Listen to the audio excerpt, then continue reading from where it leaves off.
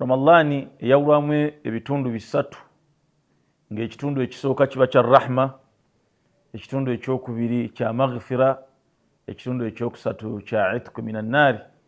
Katonda w'ekitiibwa kubanga atukuza emyoyo gy'abaddu be n'abasaasira n'abanga abawandiikako okubanga bayingira ejjana. Tusaba Allah tabaraka taala atuteeke mu abo.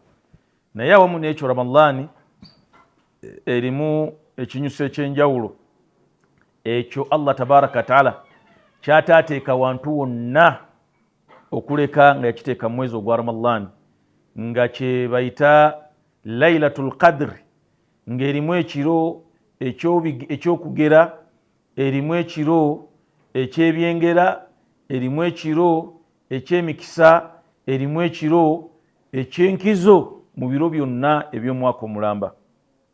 Katonda atugamba mu Qur'ani ba'da a'udhu billahi minash shaitani rajim, inna anzalnahu fi Lailatul Qadr. Mazima Allah tabaraka taala yasse ekitabo Qur'ani mu kiro ekyokugera, mu mwezi ogwa Ramadhani naye mu kiro ekyokugera.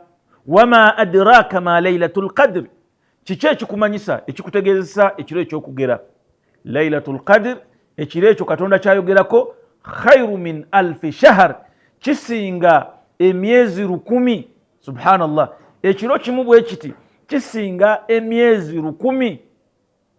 Tanazzalu almalaikatu warruhu fiha, ebibeera mu kiro ekyo Katonda assa malayika zonna eziri mu ggulu nga zikulembeddwa amekomanda waazo Jibrilu alayhi salatu wassalam, biidhini rabbihim, nga zonna zikka ne zijja kuno ku nsi olw'ekiragiro kya Mukama Katonda. Salaamun hiya hatta matla'il fajr, nga gibeera mirembe myereere epaka ekiro wekikeera ne kikya. Subhanallah, ekiro ekyo kibeerawo mu mwezi ogwa Ramadhani, ng'omwezi ogwa Ramadhani gwe mwezi gwe tulimu gwennyini, ng'ekiro ekyo kiba mu biro 10 ebisembayo mu mwezi ogwa Ramadhani.